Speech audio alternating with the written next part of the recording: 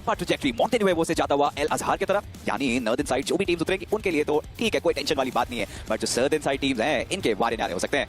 इस पावर को देखिए कोने में वो अभी भी हंस रहे हैं, मन मुस्कुरा रहे हैं, सब चीज चल रही है। एंड यस, एल्बोजो आपने 8 बिट की बात करी, उनके लिए तो उनकी जगह मिल जाएगी। एल अजहर तक जाना, हाँ कुछ टीमें कोशिश कर सकती हैं, लॉस लियोनेस के एरियाज में पहुंचना थोड़ी मुश्किल का सबब बन सकता है, बट पिकाडो, वेलकम टू पिकाडो में भी ये टीम्स अपने प्लेयर्स अपने मार्कर्स लगा देते हैं, ऑलरेडी उतरना शुरू करते हैं, आसपास कोई व्हीकल लेने जाता है, कोई कहीं पर ग्लाइड करता है, हर किसी को पता है कि उनके लिए अगर ग्लाइडिंग एरिया इजी है तो वो वहां तक जाएंगे। टॉकिंग अबाउट ओमेगा, पिछला गेम ऑलमोस्ट उनका बन सकता था, वही है कि सो क्लोज येट सो फार की स्टोरी बन जाएगी, मैन एडवांटेज उन्होंने खो दिया था, लेकिन गेम के अंदर कन्वर्जन्स फिनिशेस के स्टिल काफी अच्छे निकाले। ऑब्वियस सी बात है, चिकन डिनर नसीब नहीं भी हुआ फिर भी कोई दिक्कत वाली बात नहीं है, वो फ्लो स्टेट में आ रहा है और क्या पता कि K9 एक अच्छा दिन मिल जाए और एनी टाइम वो टॉप 8 के अंदर अपनी जगह भी बना सकते हैं, और जिस हिसाब से उनके पास प्लेयर्स हैं अपने पे आ जाए तो टॉप 4 भी ज्यादा दूर नहीं रहता K9 के लिए। One good day is all they need, क्या आज वो दिन है देखना ये जरूरी रहेगा, बट फिलहाल के लिए निगाहें ढूंढ रही है उन ड्रॉप क्लैशेस की तरफ।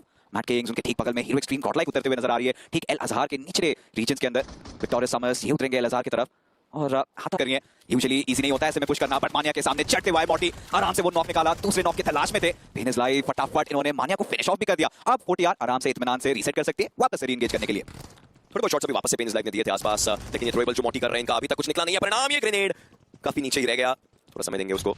चलिए काफी ज्यादा अंडर कुकता और ये ग्रेनेड अगला ट्रॉय के ऊपर, ये काफी कमाल का ग्रेनेड था और अब पूरा समय आप देखिए किस तरीके से चकमा दिया जा रहा है। पेन इज लाइव और मोंटी की पूरी जुगलबंदी काम कर रही है, लेकिन आदि शायद उनको कोई तोड़ मिल चुका है, एक आखिरी खिलाड़ी है बचे हुए, इस टीम के पास कोई फिनिशेस नहीं आए हैं। वापस याद दिला दें पहला स्टेज है, ऊपर जो पावर प्ले लिखा है हर फिनिश के आपको पॉइंट्स डबल होकर के मिलते हैं। आदि को और भी कंफर्मेशंस निकालनी पड़ेंगी, लेकिन ऐसा लगता है कि उनके खुद के लिए दिक्कतें हो रही हैं। आगे कुआ पीछे खाई, लेकिन आदि क्या वही है तबाही? आदि डोर खोला, बगल में खिलाड़ी, राइट साइड पे 2 खिलाड़ी और अब देखना ऐसे में दिलचस्प रहेगा, पुश आ चुका है उनकी तरफ, प्रोनिन नहीं करेंगे, इनफैक्ट क्राउच शॉट स्पैम किया और वहां पे खिलाड़ी को डाउन किया, एक और खिलाड़ी फिनिश्ड ऑफ और इस बार वाओ प्री फायर भी इतना सटीक था, बट ज़ीगॉट ये थोड़ी सी साहस दिखाएंगे आगे है, लेकिन K9 के प्लेयर्स मेडल उनके काफी करीब है और टर्मी क्या ये गलत जगह से जा रहे हैं, उन्होंने चाहते ना चाहते वहां से गाड़ी घुमाई। ओमेगा की एचपी कम थी इसलिए ऑलरेडी ओमेगा को टेक डाउन किया, लेकिन टर्मी ये ओपन के एरियाज बन सकते हैं उनके लिए काफी ज्यादा खतरनाक और उनके काफी करीब इसी घर में इनफैक्ट एक खिलाड़ी भी मौजूद है। टर्मी टीपी एंगल्स पर खेलना पड़ेगा, ग्रेनेड एक है, ग्रेनेड अगर सही दिशा में ताकते हैं तो वैल्यू मिल सकती है, बट इन्होंने निर्णय लिया कि पुशिंग करेंगे। नॉक तो निकाला था बट सेम टाइम पे निंजा बॉय का वो ट्रेड भी आ गया, स्लग ऊपरी एरियाज पे वो मौजूद है और टीम मेडल धीरे-धीरे जकड़ती हुई नजर आ रही है। टर्मी भी आए थे, वो डाउन हुए, अब वेनम इनकी बारी है। निंजा बॉय उनका पुश तो आ रहा है, ग्रेनेड ऑलरेडी हाथों में कुक कर लिया है, किसी भी क्षण वो डाल सकते हैं, बट उन्होंने निर्णय लिया नहीं, S12K के साथ अपना ताव दिखाना चाहेंगे, पहले तो फर्स्ट एड से हील करेंगे निंजा बॉय। वापस अभी भी पहला सर्कल खत्म नहीं हुआ है, मतलब पॉइंट पर निंजा बॉय घूमे एंड इंस्टेंटली वो शॉट कोई भी तैयार नहीं रहेगा और अभी प्रॉपर 1-on-1 की बैटल बन चुकी है और निंजा बॉय खुद को सेफ रखने की कोशिश करते हुए अपने टीममेट को रिवाइव करेंगे और अगर कोई खिलाड़ी ऊपर आता है आप सोचिए आप तो रिवाइव कर रहे हैं, दूसरी तरफ भी रिवाइवल की प्रक्रिया शुरू हो सकती है। दूसरी तरफ इस पावर ने साइलेक्स के ऊपर पैन बरसाने शुरू कर दिए हैं, ये स्टन ग्रेनेड सही हो सकता है अगर खिलाड़ी सही मौके पर स्टन हो जाए, लेकिन क्या साइड से आता हुआ ग्रेनेड टर्मी को भी रिवाइवल मिल चुका है, स्काउट की बदौलत वो रिवाइवल आया जरूर, थ्रोएबल्स किए जा रहे हैं, स्प्लैश डैमेज की उम्मीद करी जा सकती है, लेकिन एक ग्रेनेड और ऊपर से 20 का और अब ये दोनों भाई तैयार इस पूरी फाइट के लिए, लेकिन स्काउट उनमें अभी भी फाइट बाकी थी, बट इट वाज बीस्ट जो पूरे तरीके से कहर बने, लेकिन निंजा बॉय का वो दिया हुआ जीवन में ऑलरेडी टीम आरएन के लिए मुश्किलें पहले बन रही थी, लेकिन ऐसा लगता है कि फीनिक्स के प्लेयर्स ने भी उनके ऊपर मुश्किलें बढ़ानी शुरू कर दी है। हेनरी इस समय कोशिश करेंगे कि वो फाइट लेकर के अपना अस्तित्व या वजूद यहां रख सके, लेकिन नहीं, ये दोनों टीमें ब्लू जोन की बैटल में हैं। उस time 3rd to 4th circle था, इस time 2nd to 3rd circle है। मिरामार तो बड़ा मैप है, दोनों की रोटेशन स्लो हो जाएंगी कितनी, डेफिनेटली स्लो तो होंगी, बट एक चीज अच्छी है कि टीम 8 बिट के पास उनके तो अफोर्ड जरूर कर सकते हैं, बट K9 ये अफोर्ड नहीं कर सकते थे अभी के लिए फाइट लेना विक्टोरियस समर्स के खिलाफ, ऑलरेडी मैन डाउन थे और इसी के साथ उन्हें निपटाया भी गया, 20 फिनिश ऑफ हो चुके हैं। निंजा बॉय आखिरी बचे ना 1v4 सिचुएशन, उसके बावजूद भी लड़ने की पूरी कोशिश थी, बट शयान का वो फाइनल फ्रैग और इसी के साथ K9 गेम से बाहर। K9 जो पिछले ही समय मिला 14 लेकर के आगे क्यों जा रहे थे, लेकिन वो यही मुश्किल चीज हो, किल का सबब इस टीम के लिए ऑलरेडी बन रहा है। अर्जित पहले नॉक हुए थे, अपोलो के द्वारा क्लच गॉड ने खत्म करते नजर आए, लेकिन यहां पर फाइट्स के अंदर एफएस के प्लेयर्स दो तरफा फंसे हैं। जी हां, एक तरफ हीरो एक्सट्रीम गॉडलाइक है, दूसरी तरफ हम देख पा रहे हैं ट्रू रिपल्स के कियो लमाओ भी, वो भी आग बरसा रहे हैं अभी, और अब देखने में इंटरेस्टिंग रहेगा कि एफएस के कॉडेक्स ये क्या कमाल दिखाते हैं, कि अपने टीममेट्स को रिवाइव दे पाएंगे या फिर इतना प्रेशर है कि उसके चपेटे में आ जाएंगे। पंक ये थोड़ा सा एग्रेसिव होना चाह रहे हैं, ये डिस्टेंस क्लोजिंग कर रहे हैं, FS they already have their hands full, ऐसे में देखना दिलचस्प रहेगा कि पंक क्या यहां पे कुछ फिनिशेस चुराएंगे। इट लाइक कि वो फाइट के लिए जाएंगे, लेकिन यहां पर गॉड लाइक के जॉनथन कॉडेक्स को टेक डाउन करते नजर आएंगे। इंस्टेंट नॉक, इंस्टेंट फिनिश, वो पहला फिनिश इस टीम के लिए, इस गेम के लिए इनका खाता खुलता हुआ। इस गेम के अंदर इन्होंने रोटेशन को प्राथमिकता दी, वो प्रायोरिटी अभी के लिए इनके काम में आई है और जब इस सर्कल के अंदर आ चुके हैं तो फाइट अच्छे से कर सकते हैं। जी गॉड और गॉडजी दोनों एक दूसरे के आमने सामने, इंटरेस्टिंग रहेगा दो गॉड्स के बीच में ये लड़ाई।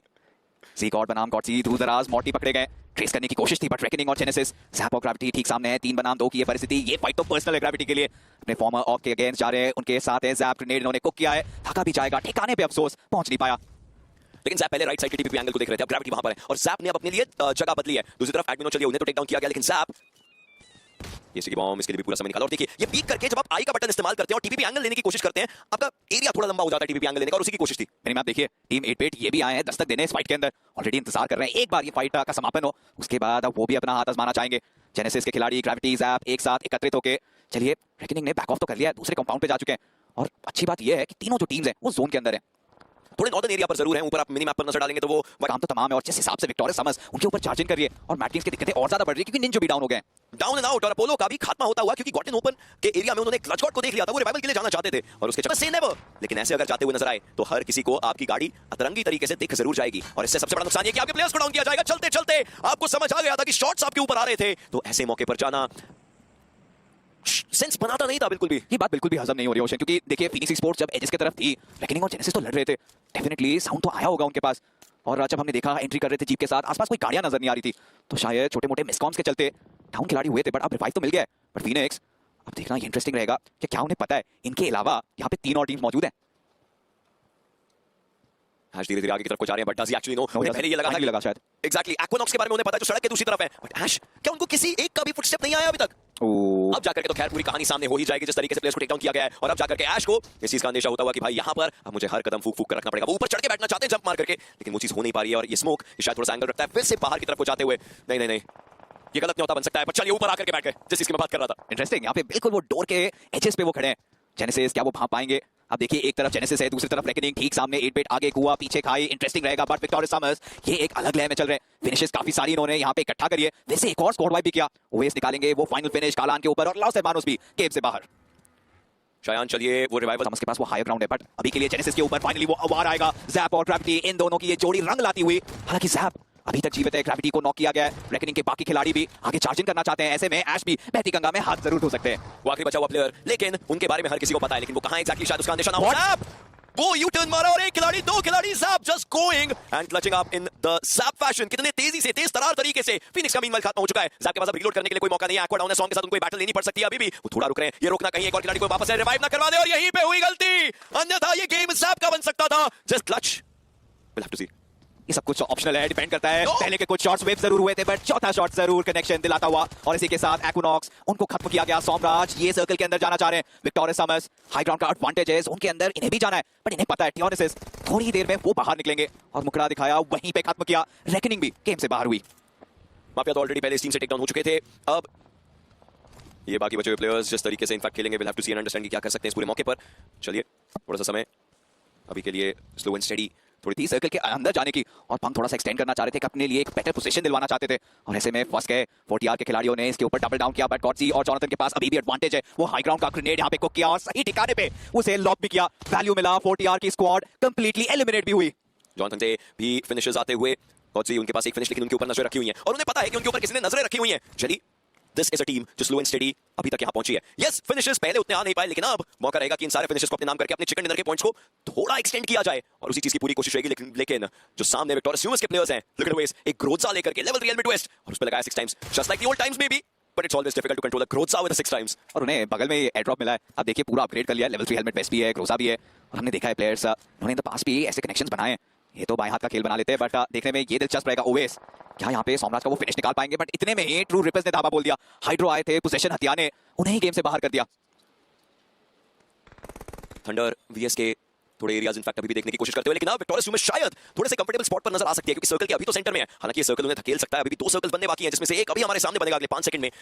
लेकिन विक्टोरियस ह्यूमस इस गेम से टॉप 10 की छलांग अपने लिए लगाते हुए नजर आ सकते हैं। 12वें पायदान पर इस गेम से पहले थी ये team top 10, it will look good on the team, and जिस तरीके का कंपोजर और कामनेस ओवेस लेकर के आते टीम के लिए काफी सही शुरुआत होगी एक चीज की। डेफिनेटली शुरुआत हो सकती है। विक्टोरियस समर्स हाई ग्राउंड का पूरा फायदा वो उठा रहे हैं। सोमराज काफी देर से वो अभी भी सांसें ले रहे हैं, मैं देखना चाहूंगा हीलिंग और उनके पास कितना है, काफी टाइम से लड़ते हुए नजर आ रहे हैं। बट आप सोचिए तो सही, विक्टोरियस समर्स और ट्रू रिपर्स इनके बीच में एक भिड़ंत डेफिनेटली हो सकती है, और ऐसे में हीरो एक्सट्रीम गॉडलाइक अगर थर्ड पार्टी कर जाए, क्या पता चिकन डिनर उनका भी हो सकता है।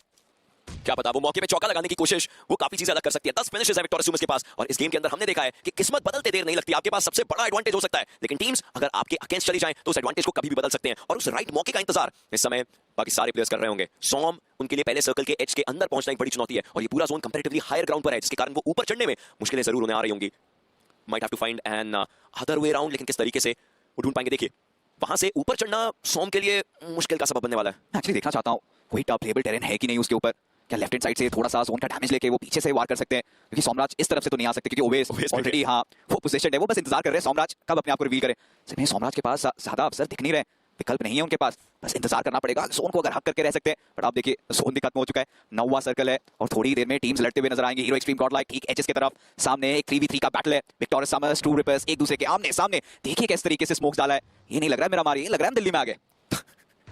वेल लेट्स सी कि इनके इनमें से किसके लिए दिल्ली अभी दूर है चिकन डिनर्स के हिसाब से, क्योंकि प्लेयर्स जो है उनका इंफॉर्मेशन मिल चुका है। चली उनकी तरफ से शॉट जाते हैं, उनका खुद का हेलमेट और वेस्ट जो है वो डैमेज है, बट हर्ष वो कारनामे कर सकते हैं। विक्टोरियस सुमस के शायन दूसरी तरफ से जो ऑफ एंगल बना के रखा हुआ था वहां से उन्होंने गॉडजी को टेक डाउन किया। जोनाथन अभी भी सर्वाइव कर रहे हैं, लेकिन ट्रू रिपर्स के प्लेयर्स वो राइट हैंड साइड से एंगल्स बनाते हुए जैसे जैसे टीम्स एलिमिनेट होंगी 8-बिट को फायदा हो सकता है। उनके पास ऑलरेडी प्लेसमेंट पॉइंट्स बनते नजर आ सकते हैं। ओवेस वो साइड को होकर के एंगल ले रखे थे, लेकिन जैसे ही हमने बात करी वो जोन का डैमेज सॉम को खा जरूर गया, काफी भारी पड़ गया। उसके बावजूद भी 8-बिट के लिए का डिसेंट गेम, सो फार सो गुड। मेरा मार्क के अंदर जॉनथन फिलहाल के लिए स्मोक के घेराव के अंदर मौजूद है, थोड़ी देर में वो हटने वाला है और ऑलरेडी विक्टोरियस समर्स को पता है, शायान ने तो ऑलरेडी क्रॉसहेयर पिन रखा है जॉनथन पे, बट ट्रू रिपर्स इन्हें कम नहीं आन सकते। इतने सारे चिकन डिनर्स इन्होंने एमएस में निकाली है और जॉनथन फाइनली जोन का वो डैमेज पड़ेगा, बाहर आएंगे और शायान वहीं पे उन्हें खत्म करेंगे और इसी के साथ हीरो एक्सट्रीम गॉडलाइक भी गेम से बाहर। विक्टोरियस सुमस 12 को 15 करने के लिए तैयार है और ओवेस की ग्रोथ ने अब जाकर के जवाब देना शुरू किया है। थंडर उतने ही मौके पर साइड लाइंस पर आए, बट केवल दबाओ दो प्लेयर्स को टेक डाउन कर चुके हैं, उनके पास एचपी मौजूद नहीं है और सर्कल उनके काफी करीब आने लग चुका है। ओवेस का एक्सपीरियंस, केवल दबाओ he needs a win, he wants a win, but Owais के सामने सर झुका करके रखिएगा, ये एक्सपीरियंस का पहाड़ है